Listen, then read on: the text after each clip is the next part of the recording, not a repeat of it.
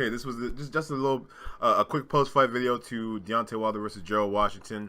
I planned, I was not gonna make another video until I talked about this fight because it was a pretty interesting fight, guys. A very interesting fight. I know that Deontay Wilder disappointed a lot of people with his performance, but in my opinion, like if you've seen Deontay Wilder, if you've seen him fight before, I think you know that wasn't necessarily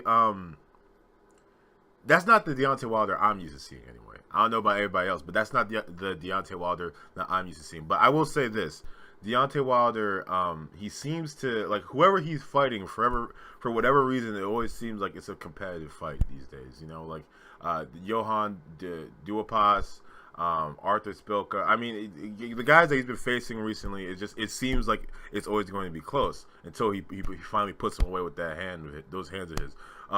But with that being said, we need to change Bomb Squad's name to something else because that right hand, like, Deontay Wilder is a Grim Reaper. Okay, I don't know about Bombs, but I literally see him taking souls away with his right hand. That's how strong he is. Like, it is ridiculous. Like, his right hand is a scythe, and he is taking the souls of his opponents. Like, did you see what happened to Arthur Spilka? Did you see how he was crucified? Okay, and then Gerald Washington, he like, if that fight went on any longer than it did, like, he would have been done. His career would have been in tatters. Okay, but with that aside, yeah, I think that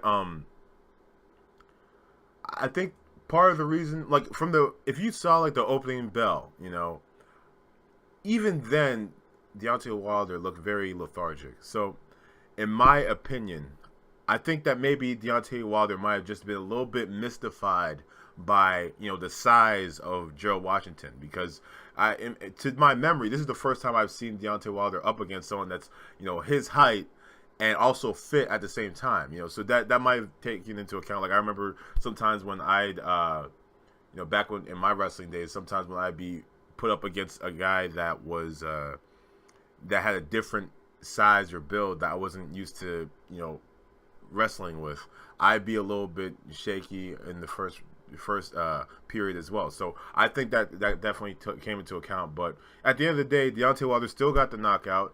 I think it was like the 5th round. So I mean, you can't really criticize him that much because it still ended in his favor. But if Deontay Wilder was in the ring with a guy like Anthony Joshua at that time, do I think that Anthony Joshua would have taken Deontay Wilder out? Yes, I do. I do think that Vladimir Klitschko might have had his way with him as well if he was in the ring with them at that time. But I definitely feel like I definitely do think that I've seen Deontay Wilder have better days. So I'm not going to think too much of this fight. Again, Gerald, I mean, he was coming off of a layoff. That's the excuse I'm using for this performance. So yeah, that's all I have for this one. Thank you guys for listening to this late post-fight review. But I came out with it anyway. So take it easy, y'all.